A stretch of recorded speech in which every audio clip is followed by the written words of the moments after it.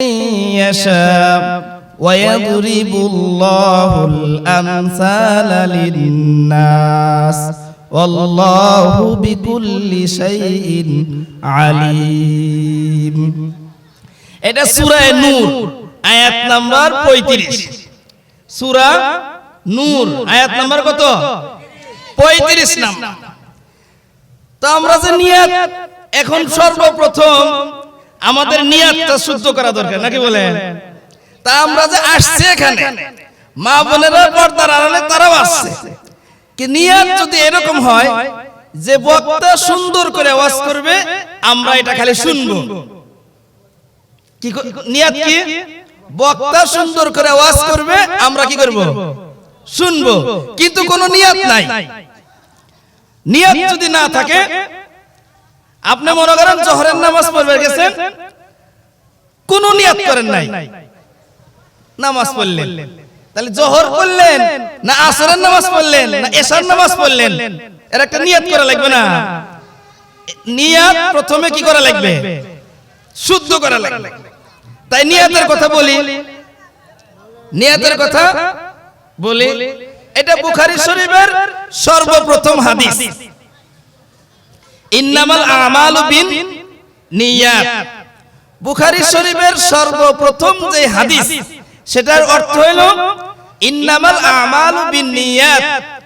প্রত্যেকটা আমল তার নিয়তের উপরে নির্ভরশীল হবে। নিয়তের উপর নির্ভরশীল বলতে কি, যে আপনি যদি নিয়ত করেন হাত মুখ পাও আর মাথা মাসার মাধ্যম দিয়া ওযু করলাম, তাহলে এই ওযুর দ্বারাই নামাজ পড়লে নামাজ কি হবে? শুদ্ধ হবে। আর যদি শুধু বলেন হাত মুখ পাও ধুলাম, হাত মুখ ধুয়ে আসলাম, তাহলে এটা দেখে নামাজ হবে? তাহলে এই ওযুর জন্য কি করা লাগতেছে? নিয়ত করা লাগতেছে। তো সবা শোনার জন্য আসবো, এখানে আমাদের নিয়ত করা লাগবে না? নিয়ত করা লাগবে না? তো কি নিয়তে আছি আমরা, তাই বলেন? আমি নিয়তের কথা যেটা বললাম, সবা শুনবো, বক্তার কোকিল কণ্ঠ শুনবো, শুই না বাড়ি বিলাস চলে যাবে, এই নিয়ত থেকে আসা যাবে? কোন নিয়তে আসতে হবে? বুখারীর হাদিসের মধ্যে ওয়া ইন্নামা লিকুল্লি ইমরিইম মা নাওয়া, যদি কোন ব্যক্তি যেই নিয়তে এখানে উপস্থিত হবে, আল্লাহ রাব্বুল আলামিন তাকে সেই নিয়তের জন্যই কবুল করবেন। হাদিস শরীফের মধ্যে আসছে, হিজরত করার সময় প্রত্যেকটা লোক হিজরত করছে আল্লাহ এবং রাসূলের জন্য। একজন সাহাবী হিজরত করছেন হলো ওই অঞ্চলে তার প্রেমিকা ছিল, প্রেমিকাকে বিবাহ করার উদ্দেশ্যে কি করছে? হিজরত করছে। জানাজানি হয়ে গেল, সমস্ত লোক আসছে হলো আল্লাহ এবং রাসূলের জন্য, আর এই লোক কিসের জন্য আসছে?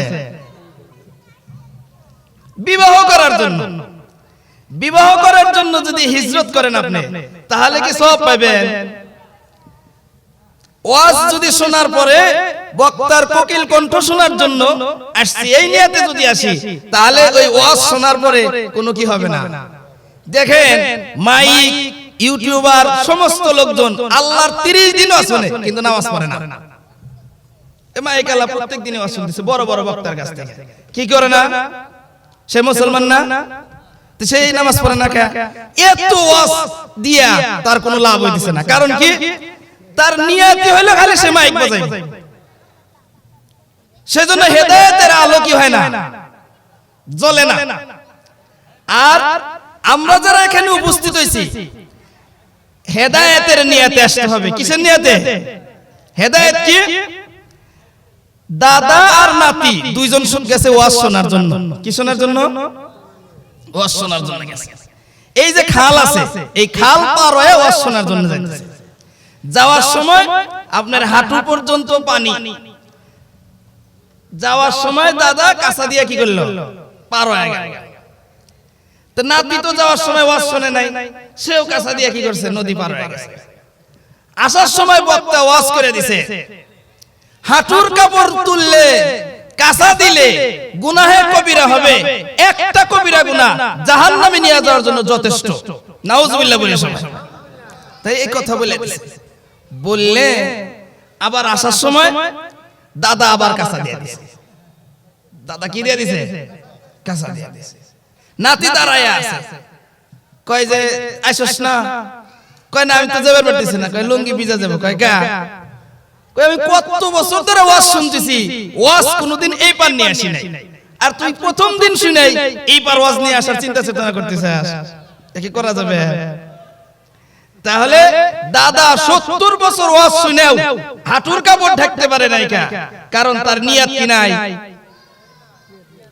সহি নাই, নিয়ত আলাদা, খালি ওয়াজ শুনবো। তা আমরা কিসের জন্য আইছি? কথা কেন, কিসের জন্য আসছি? ওয়াজ শোনার জন্য না, হেদায়েত পাওয়ার জন্য আসছি আমরা। কিসের জন্য? হেদায়েত পাওয়ার জন্য, আল্লাহর জন্য আসছি আমরা। কার জন্য আসছি? জোরে বলেন, কার জন্য আসছি আমরা? আল্লাহর জন্য আসছি। সেজন্য আল্লাহ বলছেন কি, যখন আমাদের নিয়ত থাকবে একমাত্র আল্লাহ পাক উদ্দেশ্য, আসার সঙ্গে সঙ্গে হেদায়েতের নিয়ত আসছে।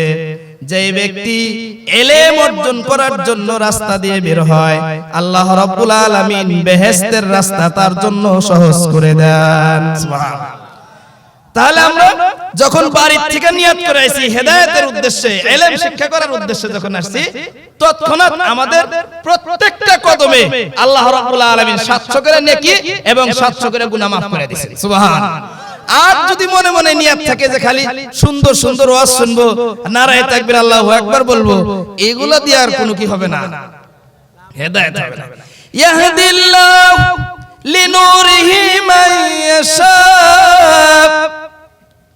ইয়াহদিল্লাহু, আল্লাহ রাব্বুল আলামিন হেদায়েত দিয়ে দিবেন, লিনুরিহি আই লিনুরিল্লাহ, আল্লাহ রাব্বুল আলামিনের নূরের দ্বারায়, আল্লাহ পাকের আলোর দ্বারায় হেদায়েতের রাস্তাকে পরিষ্কার করে দিবেন। ইয়াহদিল্লাহু লিনুরিহি মাইয়াশা, যাকে যাকে ইচ্ছা আল্লাহ রাব্বুল আলামিন হেদায়েতের রাস্তায় পরিচালনা করবেন। সুবহানাল্লাহ। হেদায়েতের রাস্তায় আপনি যে পরিচালিত হবেন, হেদায়েতের রাস্তা কাকে দেখায় দিতে হবে? স্বয়ং আল্লাহ পাককেই আমাকে হেদায়েতের রাস্তায় তুলে দিতে হবে, আমি নিজে নিজে যেতে পারবো না। সেজন্য আমাদের প্রথম কি শুদ্ধ করতে হবে? কথা বলেন না, কি শুদ্ধ করতে হবে? নিয়ত। এখন আমাদের নিয়ত কি? যে আমরা ওয়াজ শুনবো, সেই মোতাবেক কি করব? আমল করব। পারবো তো সবাই ইনশাআল্লাহ? পারবো তো সবাই ইনশাআল্লাহ? তাহলে সহি করতে হবে কোন জিনিস? নিয়ত। যেখানেই যাব সেখানে কি সহি করব আমরা?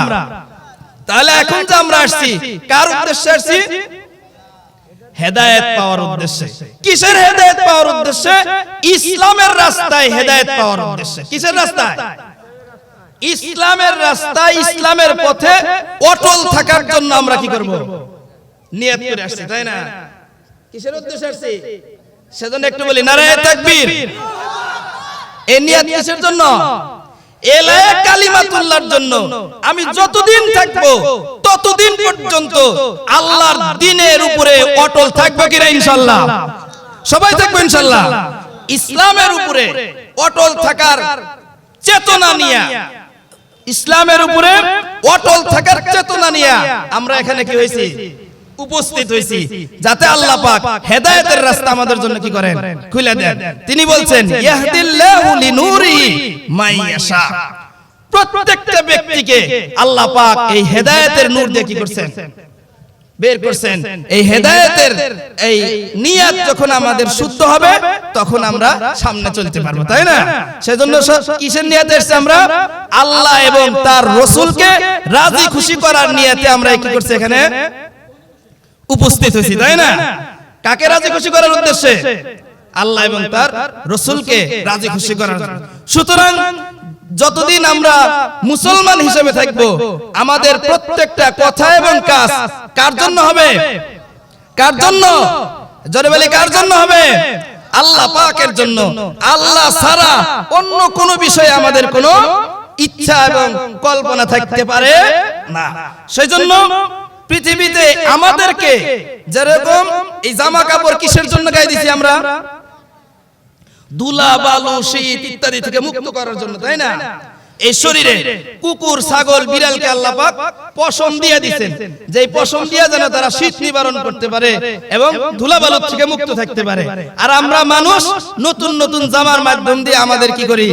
সমস্ত কিছু পরিষ্কার রাখার চেষ্টা করি, তাই না? ঠিক একটা ইসলাম, এই ধর্ম যখন এটারও জামা কাপড় আছে, ধর্মেরও কি আছে? জামা কাপড় আছে। এই জামা কাপড় দিয়ে ইসলামকে কি করতে হবে? ধরে রাখতে হবে। তাই কোন লোক যদি এই ইসলামকে ধ্বংস করার জন্য চতুর্দিক থেকে আক্রমণ করে রাখছে,